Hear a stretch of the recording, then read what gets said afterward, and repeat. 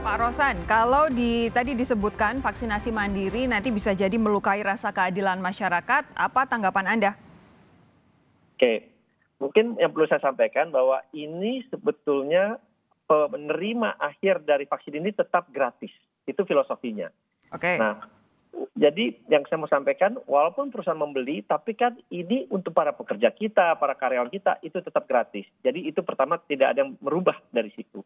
Nah, kedua ini kan semua juga berjalan beriringan. Pemerintah mempunyai program vaksin gratis, dan kita dengan vaksin gotong royong, mereknya pun berbeda. Dan apalagi kalau kita boleh melakukan importasi langsung, itu juga tidak akan mengurangi hak-hak dari vaksin gratis itu sendiri. Dan kita pun sudah bisa memastikan, karena kita juga berhubungan dengan produsen vaksin itu, mereka itu mempunyai jatah yang berbeda-beda. Jadi ada yang untuk B2G istilah mereka, ada yang B2B. Jadi itu pun juga mereka, karena mereka adalah produsen swasta juga. Jadi memang itu mereka pisahkan juga. Jadi sebetulnya sih semua bisa berjalan bersamaan, beriringan, tanpa mengurangi hak satu dengan yang lain. Tadi pertanyaan Mbak Irma, kalau Pak Rosan bilang beberapa produsen vaksinasi pun perusahaan swasta, memang sudahkah Kadin berhasil mengontak perusahaan-perusahaan ini secara langsung? Iya, sudah. Malah saya sudah konfirmasi langsung, dan kebetulan tadi saya langsung ini tidak lewat pemerintah ya? Langsung. Kemana saja Pak Rosan? Teman-teman pengusaha ngontak ke AstraZeneca, ngontak ke Johnson Johnson, Moderna, kontak ke Sputnik. Malah Sputnik sudah merespon secara tertulis, dan suratnya dikirimkan baru saya terima sore hari ini. Yang menyatakan mereka siap dan menanyakan berapa banyak kebutuhannya. Gitu. Jadi sudah sampai pada tahap ditanya berapa butuhnya ya? Iya betul. Dan suratnya nanti baru saya mau kasih lihat ke pemerintah juga, bahwa saya baru terima suratnya hari ini langsung dari mereka. Oke, kita tunggu. Mbak Nadia, tadi kalau disebut oleh Mbak Irma, proses untuk pembuatan perizinan ini tidak begitu transparan. Tanggapan Anda apa?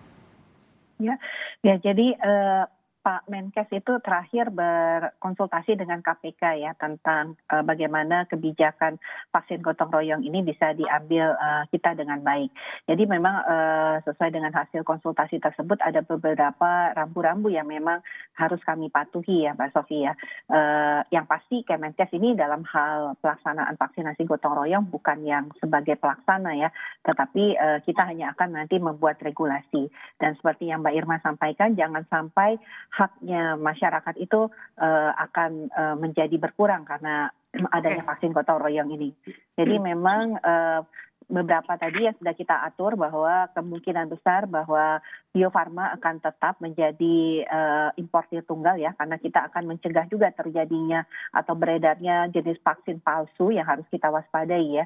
Jadi ini yang pertama, dan yang kedua tadi betul bahwa jenis atau mereknya harus berbeda dan harus mendapatkan izin penggunaan darurat dari Badan POM. Nah, kami perlu sampaikan juga bahwa masyarakat yang juga nanti akan mendapatkan vaksin gotong royong ini secara korporasi, ini tetap akan ada haknya di dalam vaksin pemerintah. Jadi mereka tidak akan hilang haknya di situ. Oke, Mbak Irma silakan. Tadi penerimanya toh tetap akan gratis, mereknya tetap akan berbeda, dan pemerintah memastikan tidak akan ada yang kehilangan hak. Silakan.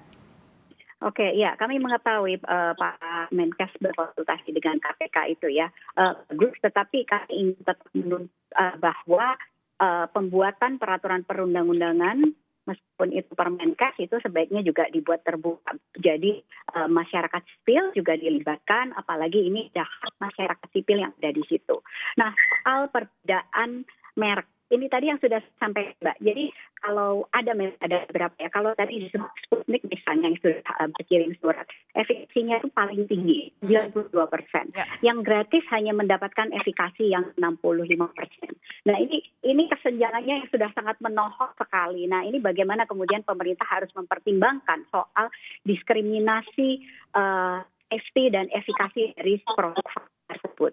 Nah saya ingin menyampaikan di seluruh dunia ini saya kira belum ada perusahaan atau pihak swasta yang menginginkan melakukan vaksin mandiri. Saya ingin menyampaikan, tolong jangan ini vaksin gotong royong karena ada hak asasi manusia yang dilanggar.